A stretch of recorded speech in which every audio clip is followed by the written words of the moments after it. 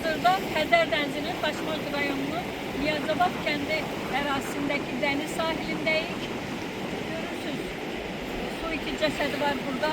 Müşahidələrimizə görə, yəni bizim medianın apardığı müşahidələrə görə Xəzər dənizinin Niyazabad kəndindən keçən hissəsində sahil boyu 10 ədəd su iti cəsədinə rast gəlmək mümkündür. Bu su itilərin, yəni bu dəniz heyvanlarının hansı səbəbdən ölməsi hələlik məlum deyil.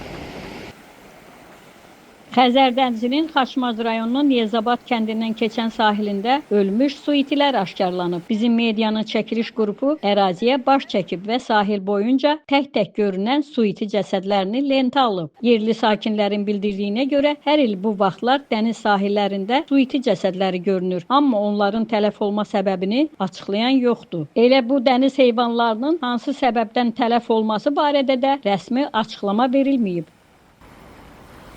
Məsələ ilə bağlı Azərbaycan Qida Təhlükəsizliyi Agentliyinin mətbuat katibi İlkin Kərimov qeyd edib ki, su iti cəsədləri ilə bağlı araşdırma səlahiyyətli qurum olan Ekologiya və Təbii Sərvətlər Nazirliyinin nəzarətindədir. Ekologiya və Təbii Sərvətlər Nazirliyindən isə məsələnin onlara deyil, Azərbaycan Qida Təhlükəsizliyi ilə birgə Kənd Təsərrüfatı Nazirliyinə aid olduğu bildirildi. Kənd Təsərrüfatı Nazirliyinin Balıqçılıq və Akvakultura Mərkəzinin direktor müavini Elşən Məcidov isə cəsədlərdən götürülən nümunələrin laboratoriyaya göndərildiyini deyib.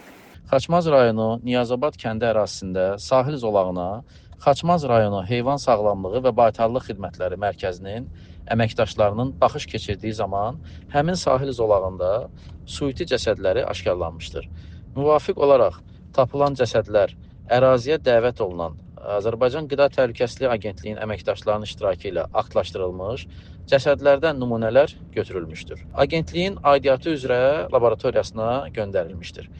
Laborator analizlərin nəticələri bəlli olduqdan sonra araşdırmanın nəticələri Balıqçılıq və Akvakultura Mərkəzi tərəfindən mediaya təqdim olunacaqdır. Ekoloqlar hesab edir ki, su itilərin məhv olmasına səbəb dənizdəki çirklənmə, xəstəliklər və ya iqlim dəyişiklikləri ola bilər. Su itilər Xəzərin biomüxtəlifliyinin vacib hissəsidir və onların tələf olması ekosistemi birbaşa təhlükə altına atır. Aytəkin Alxaslı, Pərviz Allahverdiyev, bizim media Şimal bürosu.